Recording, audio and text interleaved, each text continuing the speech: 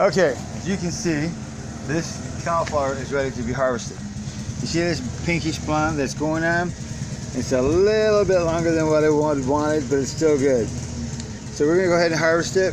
I'd recommend that when you see this, before this happens, when you get about a handbreadth size, go ahead and cut it. Now what I'm gonna do is I'm gonna get down in here, I'm gonna cut the leaves off. Make sure you reuse your leaves in your soil if you can, get a compost going.